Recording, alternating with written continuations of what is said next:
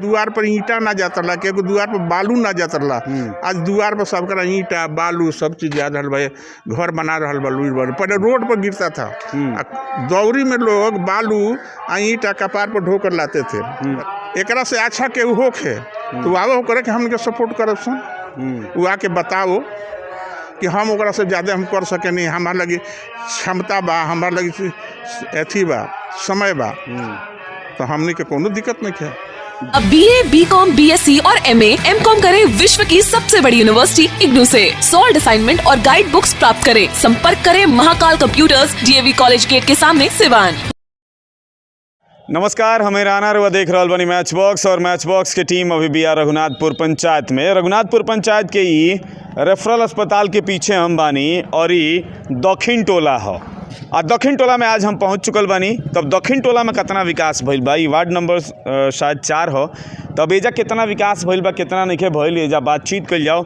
एगो चाचा हमरा लोग तनी का चाचा, ये वार्ड नंबर 4 हनु? हाँ, कितना एजा विकास भइल बा? मुखिया कुछ काम उम करैले बने? देखते बनी। हाँ,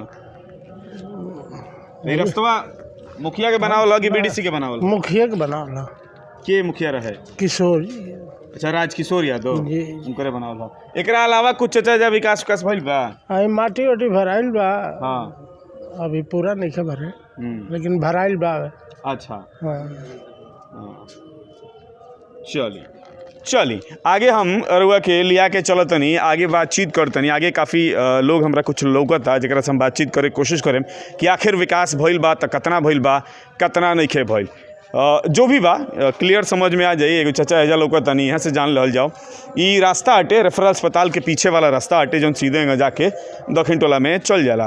का हो चाचा, का हाल बा? भइल बा हैं? विकास भइल बा, चारों ओर से चारों बगल इनकरे बा के को करावल, और किशोर यादव के। अच्छा, करावल। काम करेले बना है? हाँ हाँ, रउआ पर्दार उदार है काम? हाँ, पर्दार के कौन एती बा, बाकी हाँ, रह गइल। नहीं कहत नहीं अपने मने कहल, नहीं, मतलब विकास- कहीं पर्दार उदार होखी हैं? हाँ, विकास तो भइल बा, उनकरे करावल हवे। उनकरे करावल हो। ये इतना बा। तो लेने के लोग कहता कि ना कामे निखन करइले, रुआ कहता नहीं काम करिले बने। हाँ, बिना काम करवले केहू कैसे कह दी। हाँ, हाँ, ने काम करिले बने। काम करवले। और कुछ और घर के ना बा? हमार घर मानो है बजरिया में है ना, बेड़ा बथान बा। हाँ। आई जवानी।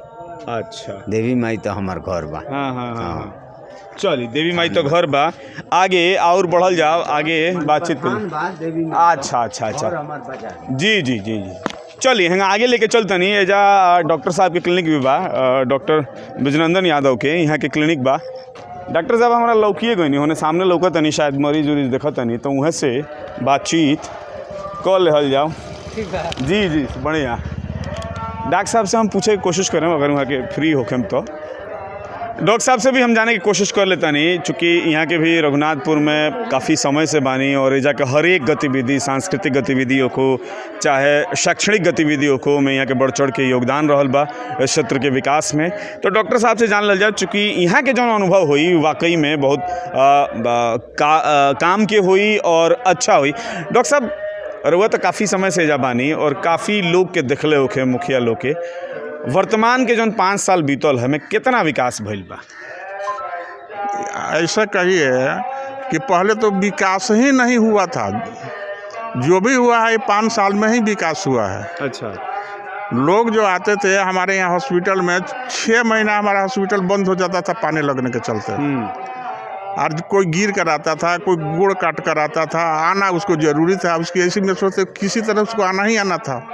तो इतना परेशानी से आता था, हमको आकर कहता था का डॉक्टर साहब क्वेश्चन घर बना ले नहीं कि हमने के आवे में देखी है गोड़ फूट गईला, साइकिल उलट गईला, उलट गईला। अब तो लोग कम से कम आ सकते हैं ना, ये आवश्यक सब चीज़ बाटे जो विकास के। यहाँ कहीं भी कहीं लोग पैखाना फान के जातरला, केहू दुआर पर ईंटा ना जातरला, केहू दुआर पर बालू ना जातरला। आज दुआर पर सबका ईंटा बालू सब चीज जा रहा भाई, घर बना रहा बालू। पहले रोड पर गिरता था, दौरी में लोग बालू आ ईंटा कपार पर ढोकर लाते थे। राम इकबाल प्रसाद डॉक्टर के यहाँ जब घर बन रहा था, तो वहाँ पर पंडित जी के द्वार पर रोड पर गिरा था, अब बाल बच्चा सब कपार पर ढोकर लिया कर घर बनवाता था।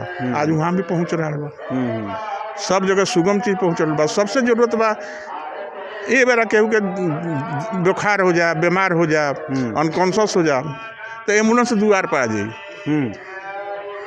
वो घड़ी कहाँ आई, यहीं पर एगो आदमी को गोली लगा हुआ था घर के झगड़ा में, तो एक आदमी लेकर आया तो लंगोटा पहन का है इतना पानी करके कान्हा पर लेकर आया था। आज उधर सब लोग आ जाता, सुलभ बा। तो विकास तो लौकता है, एकरा के सोचे के थोड़े बा, देखे के बा।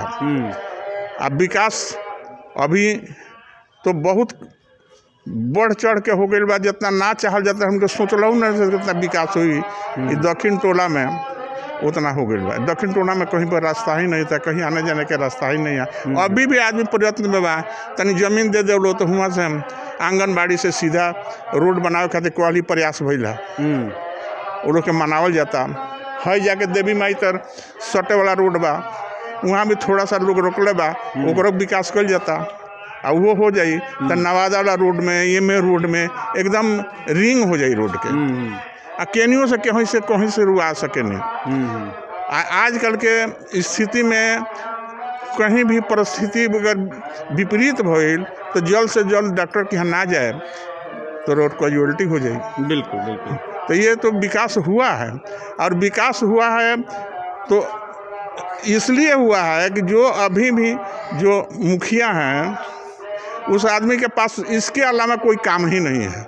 न वो खेती करता है, न बिजनेस करता है, न कोई व्यापार करता है, और करता है तो केवल दिन रात इसी में विकास में लगा रहता है। आधा रात का फोन हम तो कर के देखे हैं कई गो रोगी को, जब वो आता है तो कहता है कैसे जाए, कोनो गाड़ी नहीं कहता, हम कहते तो करो इसको फ़ोन करो, नहीं तो हम करते हैं। लेकर गया है, मरना जीना तो अपने जगह पर है, वो तो होता ही रहता है। तो विकास के बारे में नहीं सोचे के, विकास काफ़ी भइल बा। अब रह गए बा लोग के सनी दिक्कत ही कि अब सरकार बानू तो मुखिया के पोस्ट के विकास के लिए थोड़ा पैसा बड़ा सब लोग चाहते हैं कि हम भी हो जाए, हम भी हो जाए।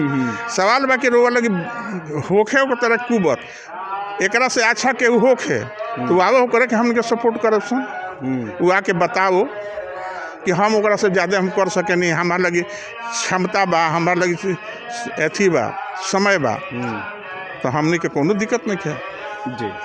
विकास चाहिए, विकास ना हो कि तो क्या हुई, उससे कोनो फायदा नहीं है। और वह खुद एगो नाम नहीं दे रहे, आदमी से हमने पूछा कि भाई प्रखंड के इतना चारों ओर मार सीमेंटेड सब हो गए, तो देहातों में कहीं कहीं कुछ होगे के चाहिए। तो वो जवाब दिया पहले हम अपन घर बनाए तब दूसरा के बारे में सोचे नहीं।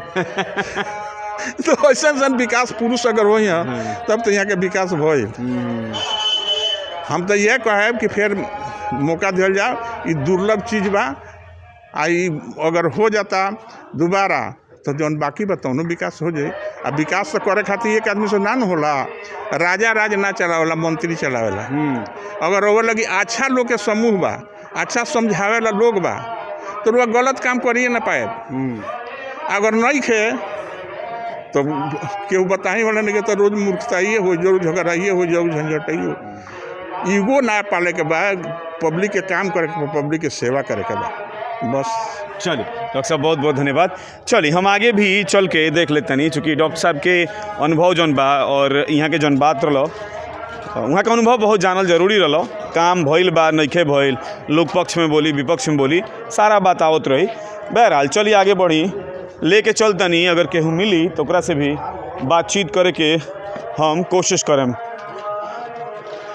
ये रास्ता जौन बा यहाँ आगे छठ के स्थान बा, वो छठ स्थान पर ले शायद बावे, तो चली वहाँ ले हम ले चल के रउआ के दिखावे के कोशिश करतनी। का भैया घर नहीं हो? हाँ। कितना विकास भइल बा जी, कितना काम करेले बड़ा मुखिया? विकास तो खूब भइल बा, पानी लागत ला, देखिए अभी पानी नहीं लगा। हाँ विकास खूब भइल बा। अच्छा, हर क्षेत्र में भइल विकास। हाँ पानी लागत रहा तो माने देख लीजिए, मैं रो आइल हो तो पानी लागत रहा पहले। हाँ बिल्कुल। हाँ 6 महीना ले रहत रहा पानी। हाँ एकरा अलावा कुछ बहुत बा। यहाँ के जब फोन करी जब आ जानी, कहीं भी फोन करी कब आ जाए, माने कहीं बोलाई तो पहुँच जाए बस। हाँ मोबाइल स्विच ऑफ करके सुते वाला कहानी है नहीं के, मैंने जब बोलाई तब हाजिर हो जाए बस। एगो हेजा बोर्ड हमरा लौकता अब, लेकिन बोर्ड हमरा साफ साफ बुझा नहीं के पावत। हाँ, पानी में काई लागिल वैसे बुझा नहीं के पावत। हालांकि मनरेगा के बोर्ड है, इतना बुझाता महात्मा गांधी राष्ट्रीय ग्रामीण रोजगार गारंटी योजना बिहार लिखल बटे, और शायद 18-19 के बोर्ड हो कौन ची के। खैर चली, तो यही रास्ता देख ली, ये जाले बनल बटे। हम आगे भी चल के लोग से बातचीत करे कोशिश करें। फिलहाल देखते रही मैच बॉक्स।